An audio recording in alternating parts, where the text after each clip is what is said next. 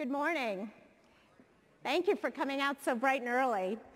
I'm honored to be the United Way Campaign Co-Chair for the next year, and I'm particularly excited because I get to co-chair the campaign with my husband, Brad Smith, whom you will hear from later.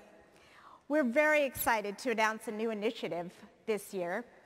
As you've heard from Molly and John, the United Way is focused on taking on the big challenges in our community. And this year, the challenge that we're taking on is focusing on preparing kids for school. As we can all agree, when kids succeed in school, that contributes to a healthier and more equitable community. What you've heard of as the achievement gap, we think may actually be a preparation gap.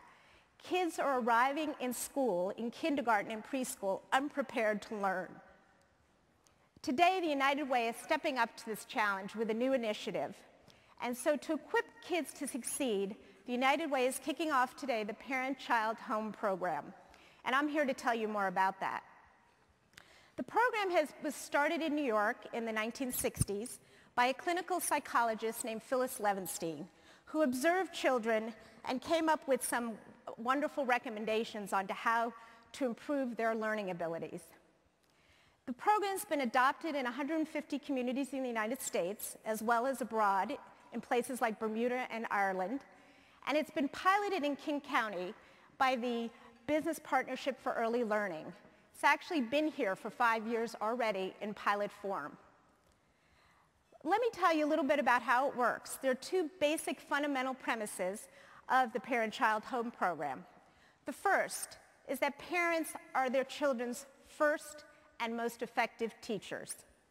And the second premise is that every child has the ability to learn and flourish. But we know that not every child does flourish. Not every child has the resources, not every parent has the skills to provide the nurturing that children need and the environment that every child needs to succeed. This may be due to socioeconomic circumstances, it may be due to lack of education, or just basic lack of knowledge about child development. For example, some studies have shown that the number of words that a low-income child learns by age 6 is 3,000, and that's for a child from a very low-income family. However, the number of words a child in a very affluent family learns by the age of 6 is 20,000. I think we can all agree that that's just a stunning differential. According to Washington State kindergarten teachers, 50% of the kids who arrive in kindergarten arrive unprepared for learning.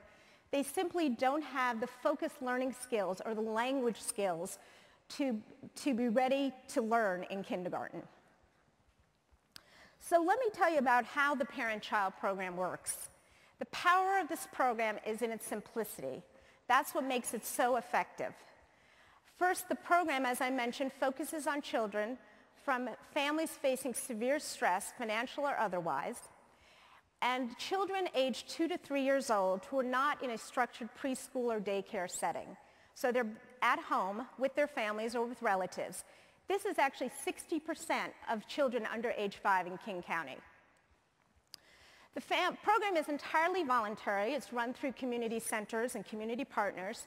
And a family enrolls, and then every week for 2 years, a special coach, a trained coach, comes and visits the family twice a week for about an hour and brings toys and books that are appropriate for the child's development, the child's age.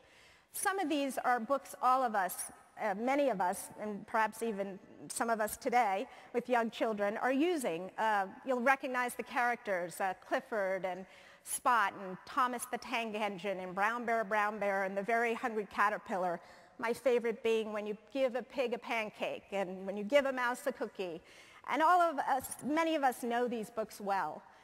The toys are things that are, for learning, building blocks, art supplies, mega Legos, shape sorters, puzzles, and so on. And what happens during that hour at the home is that the coach will sit down with the parent and the child and will play with the child and will demonstrate to the parents how to use the books and toys to stimulate social skills, imagination, and verbal interaction.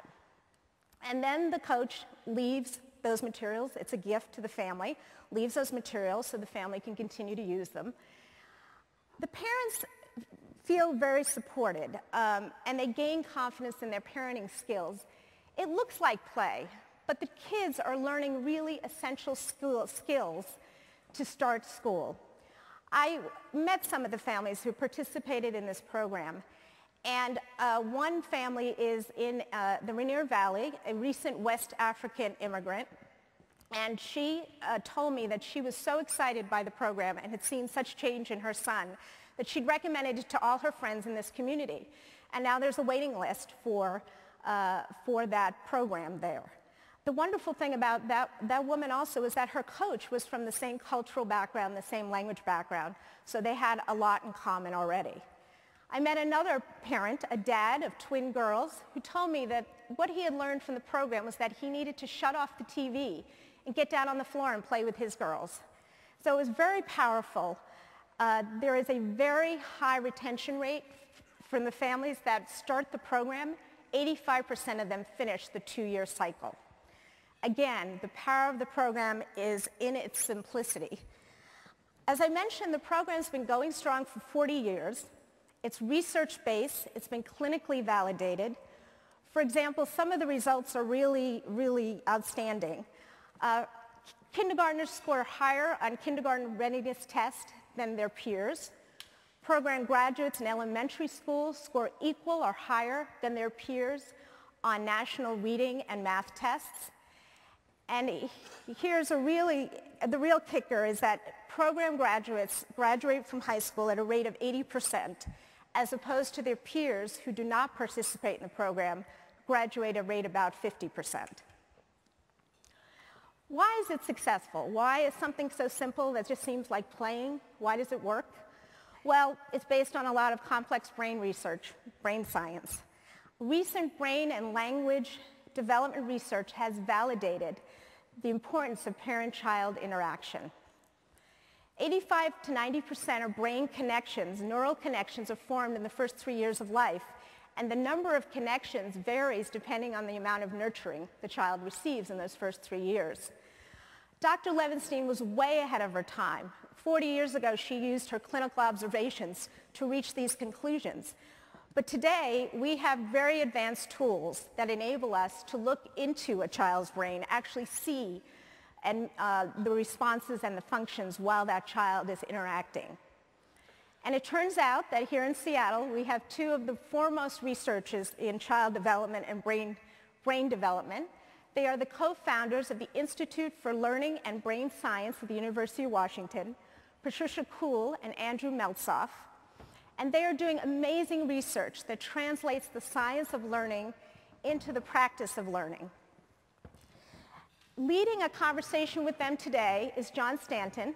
You all know John as a cellular pioneer, a very successful businessman. We have been so fortunate that in recent years, John has devoted his time, his energy, and his leadership to the Business Partnership for Early Learning. This is the coalition of leaders that brought the pilot program for Parent-Child Home Program to Seattle, to King County, and also acted as a catalyst to involve other organizations, including the United Way.